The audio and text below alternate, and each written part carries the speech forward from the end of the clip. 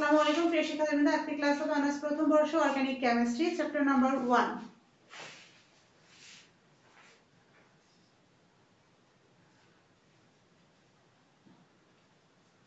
Organic chemistry chapter number হচ্ছে 1। এখন এই চ্যাপ্টার থেকে কি কি প্রশ্ন পড়ানো হয়েছে তোমাদের একটু দেখাই দেই, কারণ তোমরা তো খুব একটা বেশি কথা শোনো না, তাই তোমরা বলতেও পারবে না কি কি প্রশ্ন পড়ানো হয়েছে।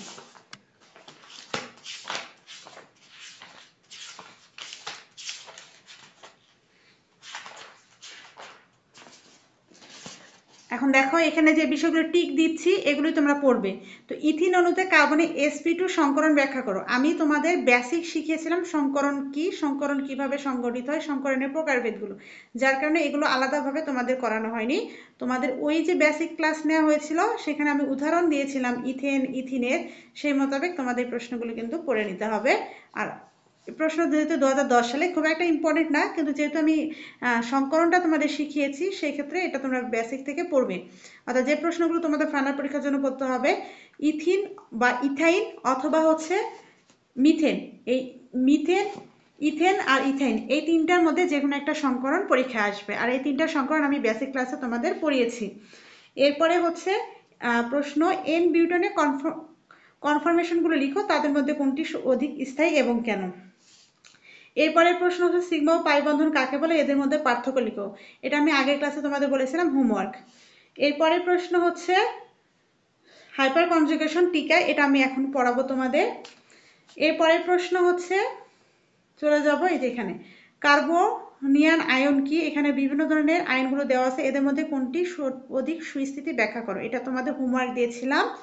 এরপরে প্রশ্ন কার্বোক্যাটন কাকে বলে, প্রাইমারি সেকেন্ডারি টারসারি কার্বোক্যাটনের তুলনামূলক স্থিতিশীলতা আলোচনা করো, এটা পড়ানো হয়েছে। 1 ডিগ্রি 2 ডিগ্রি 3 ডিগ্রি কার্বোনিয়ান আয়নের তুলনামূলক স্থিতিশীল ব্যাখ্যা করো। তাহলে এখান থেকে প্রথম পেজে মোট প্রশ্ন 1 2 3 4 5 6 7 8, টোটালি প্রশ্ন দেওয়া আছে 18টা। এখান থেকে কিন্তু তোমাদের মোটামুটি 8টা প্রশ্নই পড়ানো হয়েছে।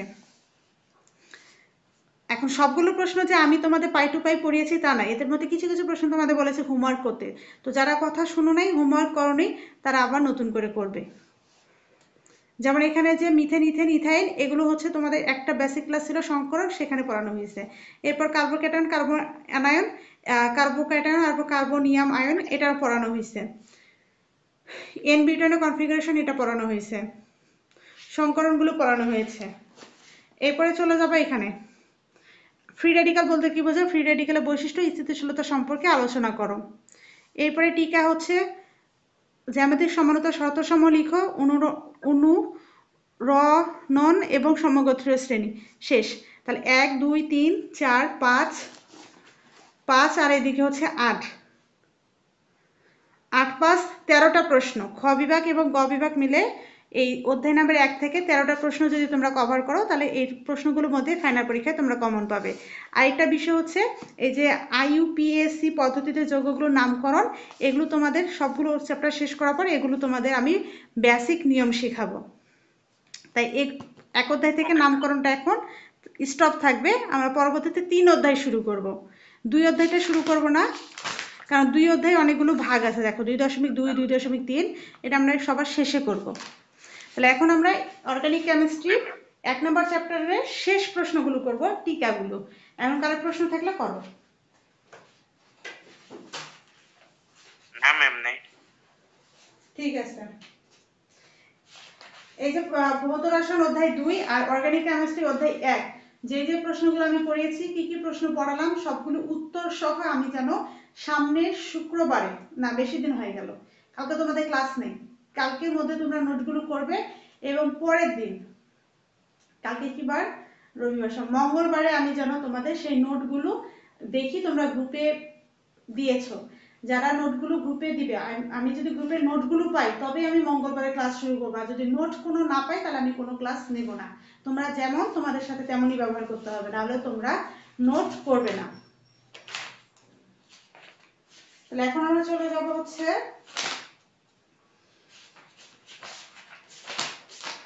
এই যে ফ্রি রেডিক্যাল।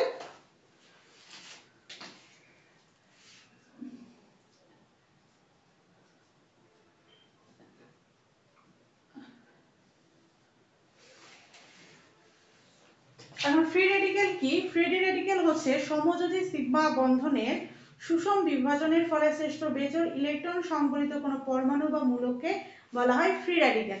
যেমন আমরা কিন্তু জানি যে এই যে মিথাইল একটা মূলক, তাই না? এগুলোকে মূলত কি মূলক বলা হয়? তোমরা কিন্তু পড়েছো যে মিথাইল মূলকের পার্থক্য থাকার কারণে হ্যান হয় ত্যান হয়, এগুলো পড়ছো। আবার হচ্ছে ক্লোরিন আছে, ক্লোরিন ফ্রি রেডিক্যাল, এটা কোথায় পেয়েছো? এটা পেয়েছো তোমরা হচ্ছে ক্লোরোফ্লোরোক্লোরিন অর্থাৎ সিএফসি।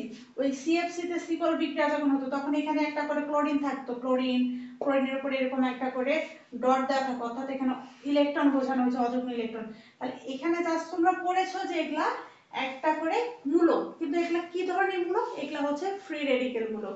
অর্থাৎ আমরা যদি সংজ্ঞা করি যে সমযোজী বন্ধনের সুষম বিভাজনের ফলে বেজোড় ইলেকট্রন সংবলিত, অর্থাৎ এখানে কখনোই জোড়া ইলেকট্রন থাকবে না, অযুগ্ম ইলেকট্রন থাকবে। যেমন এখানে এরকম একটা ইলেকট্রন বা এখানে প্রকাশ করা হয়, এরকম করে প্রকাশ করা হয়। বেজোড় ইলেকট্রন সংবলিত কোনো মূলককে বলা হয় ফ্রি রেডিক্যাল। এখন এই ফ্রি রেডিক্যালের সুস্থিতিশীলতা রয়েছে, অর্থাৎ 1 ডিগ্রি 2 ডিগ্রি 3 ডিগ্রি এদের মধ্যে, 1 ডিগ্রি 2 ডিগ্রি 3 ডিগ্রি অ্যালকাইলের মধ্যে কে সবথেকে বেশি সুস্থিতি? এখন দেখো এই যে ফ্রি রেডিক্যালের কাজটা, আমি বললাম যে CH3 একটা মূলক, এটার নাম কি? এটার নাম হচ্ছে মিথাইল মূলক। তাহলে শেষ হচ্ছে মিথাইল, রসে আর ল, মিথাইল মূলক। এখন অ্যালকিনে তো অ্যালকিন ইন উচ্চারণ হয়, অ্যালকিনে এন উচ্চারণ হয়, এরপর হচ্ছে অ্যালকোহলে হয় না, তাহলে ইল উচ্চারণটা কোথায় হয়? অ্যালকাইল। তাহলে আমরা এখন যে প্রকারভেদটা পড়বো 1 ডিগ্রি 2 ডিগ্রি 3 ডিগ্রি, তো 1 ডিগ্রি 2 ডিগ্রি 3 ডিগ্রি কোন সমগোত্রীয় শ্রেণীর প্রকারভেদ পড়বো? অ্যালকাইল সমগোত্রী শ্রেণী। তাহলে বলবো 1 ডিগ্রি 2 ডিগ্রি এবং 3 ডিগ্রি অ্যালকাইলে ফ্রি র্যাডিক্যালের সুস্থিতি ব্যাখ্যা করো। এটা হচ্ছে তাহলে আমাদের মেইন প্রশ্ন। তো ফ্রি র্যাডিক্যাল কি? এটা কতে আসে, কাকে বলে? এটা কতে আসে? জাস্ট মনে রাখবে যে সমযোজী বন্ধনে সুষম বিভাজনের ফলে শ্রেষ্ঠ বিজোড় ইলেকট্রন সংবলিত কোনো পরমাণু বা মূলককে বলা হয় ফ্রি রেডিক্যাল। যেমন মিথাইল মূলক, যাকে বলা হয় মিথাইল ফ্রি রেডিক্যাল।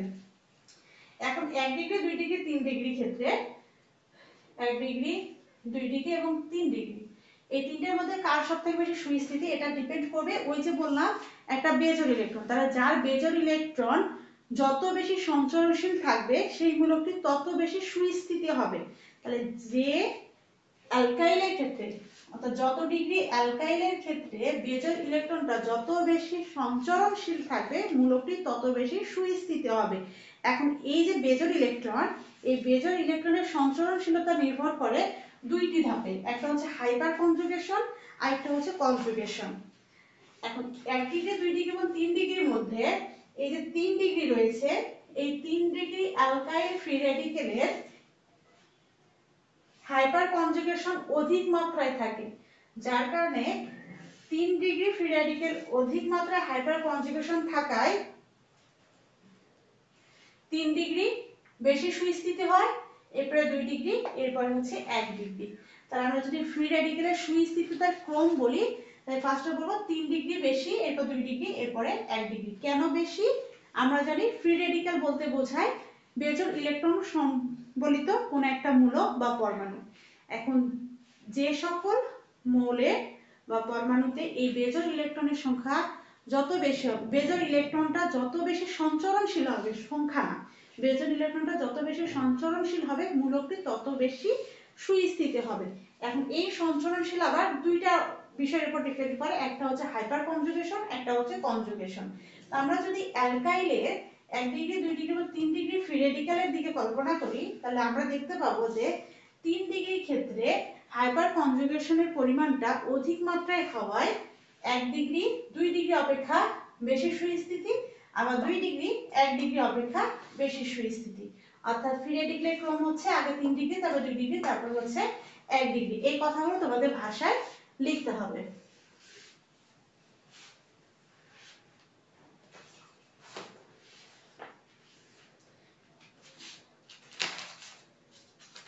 এরপরের প্রশ্ন হচ্ছে জ্যামিতিক সমানতা। জ্যামিতিক সমানতার শর্ত সমূহ লিখো।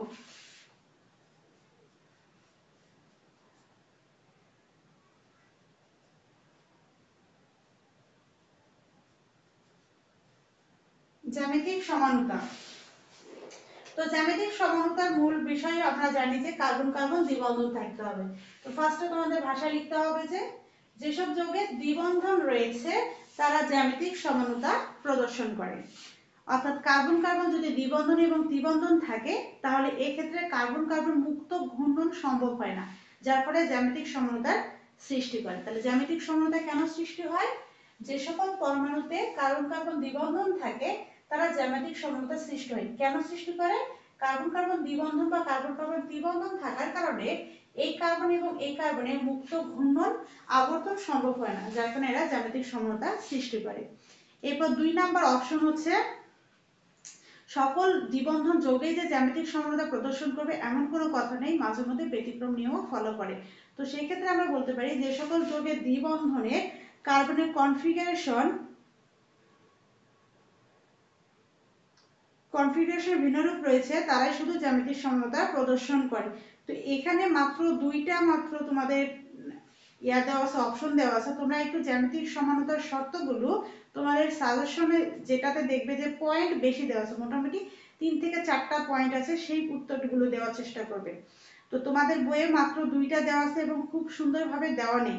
আমি তোমাদের এই প্রশ্নের উত্তরের একটা পিকচার 3rd ইয়ার বা 4th ইয়ারের বই থেকে তোমাদের দিয়ে দিব। তোমরা শুধুমাত্র ওই কয়টা দিবে, যেহেতু এটা হচ্ছে থিওরিক্যাল প্রশ্ন, ছবি দিব, তোমরা ওই কয়েকটা পয়েন্ট দিবে। এখানে পয়েন্ট ভালো করে দেওয়া নেই, মাত্র 2টা পয়েন্ট। তো 2টা পয়েন্ট দিলে মার্ক পাবে না, মোটামুটি 4টা দিতে হবে। এরপরে টিকা আছে অনুরণ।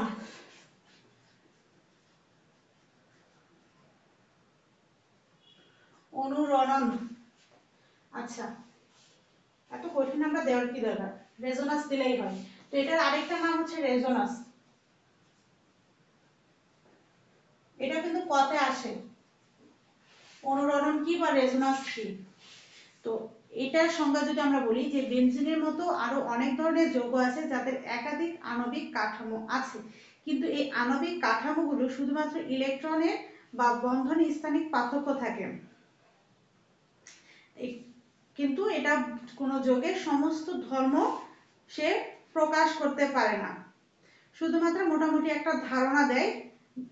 এইটাকে বলা হয় মূলত অনুরণ। আচ্ছা আমরা যদি এই বিষয়টাকে অন্যভাবে বলি, ধরো আমরা জানি যে কার্বক্সিলিক অ্যাসিডের কাঠামো, তো আমরা যদি কার্বক্সিলিক অ্যাসিডের কাঠামোটাকে এভাবে কল্পনা করি যে আর এটা এভাবেও হতে পারে, আবার আর আমি যদি কার্বন এটাকে উপরের দিকে দেই আর এটাকে এভাবে লিখি, তাহলে এটাও কার্বক্সিলিক অ্যাসিডের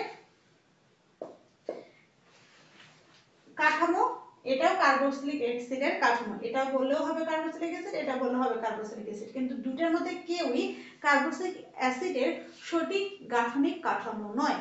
তাহলে আমরা যদি রেজোনান্সটা বলি, তাহলে রেজোনান্সটা মূলত এখানে বোঝায়, যেমন ধরো তোমরা কখনো আমার ফেসটা দেখো না, এখন আমি শুধু এখন তোমরা দেখতে পাচ্ছ জাস্ট আমার চোখ দুটো, এখন চোখ দুটো দেখে যদি তোমরা মনে করো যে ম্যাম এরকম হতে পারে বা ম্যাম ওরকম হতে পারে, বা রাস্তাঘাটে যখন কোনো ছেলে বা মেয়েকে বা অন্য কোনো কিছু বিষয় দেখে তোমরা মনে মনে একটা তাদের একটা অবয়ব চিন্তা করো যে এরকম হতে পারে বা ওরকম হতে পারে, যে অনুমানটা, মূলত এই অনুমানটাকে আমরা রেজোনান্স বা অনুরণ বলতে পারি। তো যেমন বেনজিনের মতো অনেক যৌগ আছে যাদের একাধিক আণবিক কাঠামো থাকতে পারে, যেমন আমরা দেখতে পেলাম কার্বক্সিলিক অ্যাসিডের 2টা গাঠনিক কাঠামো, কিন্তু 2টা গাঠনিক কাঠামো শুধুমাত্র একটা হচ্ছে অনুমান ভিত্তিক, কিন্তু সঠিক কোনো গাঠনিক কাঠামো না। তো এই ধরনের বিভিন্ন যৌগ রয়েছে যাদের এই আণবিক কাঠামো অর্থাৎ গাঠনিক কাঠামোগুলো শুধুমাত্র তাদের বন্ধনের দিক নির্দেশ করলেও, স্থানিক বন্ধন প্রকাশ করলেও এরা ধর্ম প্রকাশ করে না, একটা অনুমান করে নেয়, সেই গাঠনিক কাঠামোগুলোকে মূলত বলা হয় রেজোনান্স বা অনুরণন। এটা জাস্ট টিকা, শুধুমাত্র কাকে বলে পড়বে।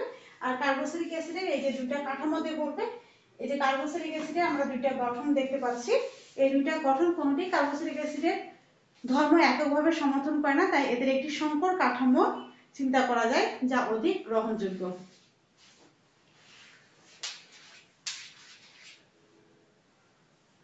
মূল কথা হচ্ছে রেজোন্যান্সের ক্ষেত্রে আমরা যে গাঠনিক কাঠামোটা নিব সেই গাঠনিক কাঠামো কখনো ওই যৌগের ধর্ম প্রদর্শন করবে না। তাই একে জাস্ট বোঝানোর জন্য বা চিনে রাখার জন্য একটা মোটামুটি সংকর কাঠামো বা প্রতীক দেওয়া হয়, সেটাই রেজোন্যান্স। এরপর হচ্ছে সমগোত্রীয় শ্রেণী। তো সমগোত্রীয় শ্রেণী তোমাদের নতুন করে পড়ানোর কিচ্ছু নাই, এটা তোমরা হচ্ছে অলরেডি ইন্টারমিডিয়েটে পড়ে আসছো। সমগোত্রীয় শ্রেণী কি? সমগোত্রীয় শ্রেণীটা পড়ার আগে যদি আমরা দেখি যে আমরা মুসলমান হলেও আমাদের পদবি খুব একটা বেশি আমরা ইউজ করি না, কিন্তু হিন্দুরা সবথেকে বেশি পদবি ইউজ করে। তো ধরো আমি হিন্দুদের ক্ষেত্রেই বোঝাই যে কারো আছে হচ্ছে চ্যাটার্জি, কারো আছে হচ্ছে মুখোপাধ্যায়, কারো আবার হচ্ছে সেনগুপ্ত, অনেকগুলো কিন্তু পদবি দেওয়া থাকে। ঠিক সেরকম মুসলমানদের আমাদেরও পদবি আছে, কারো খান, কারো হচ্ছে চৌধুরী বংশ, কেউ আবার হচ্ছে মোল্লা বংশ। তো এই যে পদবিগুলো, এই পদবিগুলো কেন ইউজ করা হয়? পদবিগুলো ইউজ করা হয় তোমার গোত্র চেনার জন্য। যেমন মুসলমানদের যেহেতু একটু পদবি কম ইউজ করা হয়, তো হিন্দুদের ক্ষেত্রে যদি ধরো যে সেনগুপ্ত, এটা সেনগুপ্ত বাড়ি, আরেকটা বাড়ি হচ্ছে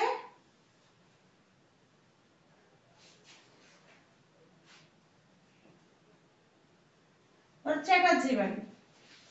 একই রোডে দুইটা বাড়ি, একটা সেনগুপ্ত বাড়ি, একটা হচ্ছে চ্যাটার্জি বাড়ি। এখন যদি রাস্তা দিয়ে ধরো তুমি হেঁটে যাচ্ছ, এখন কেউ যদি বলে পিছন দিক থেকে আরেকজনকে বলতেছে এই ছেলে বা মেয়েটা কাদের বাড়ি, তাহলে এখন নির্দিষ্ট করে তো বলা যাবে না ওই বাড়ি, এভাবে তোরা দেখে দিবে না, কি বলবে সেনগুপ্ত বাড়ি। তাহলে খুব সুন্দরভাবে তোমাকে চিনে নেবে, তোমার বাড়ি কোথায়, এই যে সেনগুপ্ত বাড়ির মেম্বার তুমি।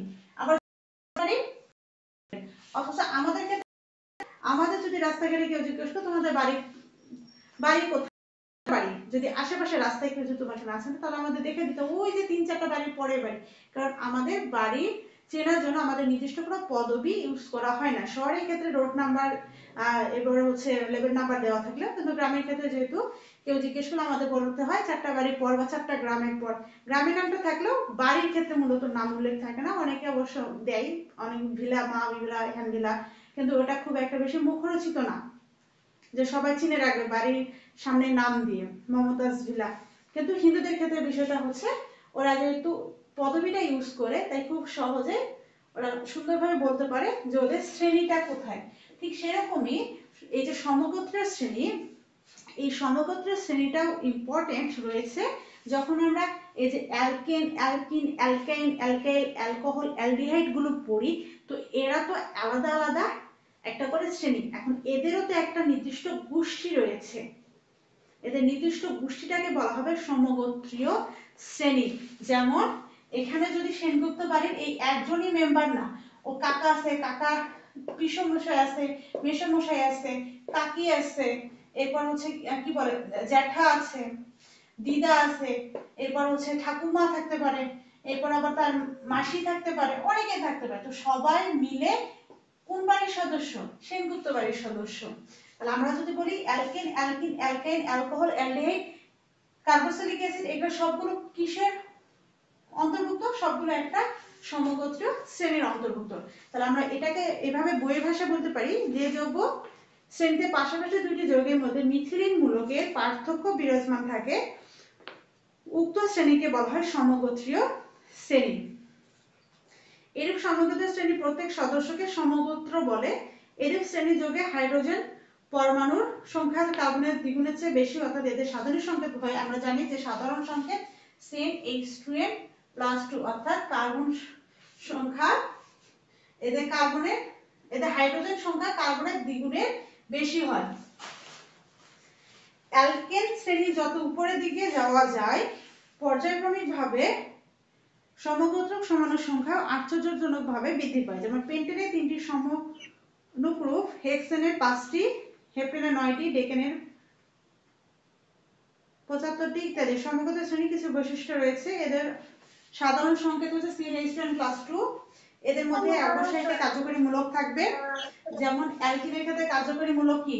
Carbon carbon দ্বিবন্ধন। অ্যালকোহলের ক্ষেত্রে OH, অ্যালডিহাইডের ক্ষেত্রে CHO, অ্যাসিডের ক্ষেত্রে COH। অর্থাৎ প্রত্যেকটা সমগোত্র শ্রেণীর যৌগের পার্থক্য থাকবে, কার্যকরী মূলক থাকবে। প্রত্যেক সমগোত্র শ্রেণীর রাসায়নিক ধর্মের সাদৃশ্য বিদ্যমান থাকে এবং এদের প্রত্যেকেরই CH2 মূলকের পার্থক্য বিদ্যমান থাকে। যেমন আমরা আরো জানি CnH2n, এটা দ্বারা প্রকাশ করা হয় কাকে? অ্যালকিন দ্বারা। যেমন ধরো তুমি ইথিন বের করবা, ইথিন, তাহলে ইথিন হচ্ছে প্রথমে মিথেন তারপর ইথেন, তাহলে n এর মান হচ্ছে কত? 2, তাহলে এখানে c মান 2, H2 গুণন 2, তাহলে কত হয়? C2H4, তাহলে কার্বন যদি দুইটা হয় হাইড্রোজেন হবে তার দ্বিগুণ, 4টা, তাহলে CnH2n, এটা দ্বারা বোঝানো হয়েছে অ্যালকিন। এখন এইটা হচ্ছে তার আণবিক সংকেত। এখন এই সংকেতের উপর ডিপেন্ড করে তুমি মিথিন, ইথিন, প্রোপিন, এরপর বিউটিন সমস্ত অ্যালকিন সমগোত্র শ্রেণীর যৌগগুলোর মান বের করতে পারবে। আবার সেম একই ভাবে এটা ব্যবহার করে আবার ওই সমগোত্র শ্রেণীর যৌগগুলোর মান বের করতে পারবে। মূল কথা হচ্ছে সমগোত্র শ্রেণী বলতে বোঝায় যে একটা আমাদের যেরকম একটা বংশের পদবি থাকে যার মাধ্যমে আমাদের বোঝা যায় যে আমরা ওই বংশের, ঠিক সেরকমই অ্যালকেন, অ্যালকিন, অ্যালকাইন এই ধরনের মূল শ্রেণীর যৌগগুলোকে প্রকাশ করা হয় এই সমগোত্র শ্রেণী দ্বারা।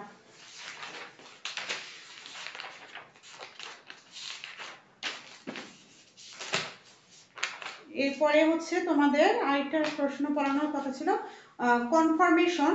তো কনফর্মেশন মূলত হচ্ছে কোনো একটা অণুর অন্তর্গত পরমাণুর সময় বিভিন্ন ত্রিমাত্রিক বিন্যাস, এই ত্রিমাত্রিক বিন্যাসগুলো মূলত একক বন্ধনের মাধ্যমে যুক্ত থাকে, তাদেরকে বলা হয় কনফর্মেশন। তোমাদের হচ্ছে কনফর্মেশন তো আমি পড়িয়েছি এন বিউটেনের ক্ষেত্রে, তো মূলত ওটাই যদি তোমরা কনফর্মেশন সংজ্ঞাটা দাও আর যদি এন বিউটেনের কনফর্মেশন ওই প্রক্রিয়াটা উদাহরণ হিসেবে দাও তাহলে এই প্রশ্নের উত্তরটা হয়ে যাবে। তো এই ছিল তোমাদের অর্গানিক কেমিস্ট্রি চ্যাপ্টার 1 এর শেষ ক্লাস। আর এই চ্যাপ্টারে যদি ক্লাস হয় সেগুলো হবে শুধুমাত্র নামকরণ ক্লাস।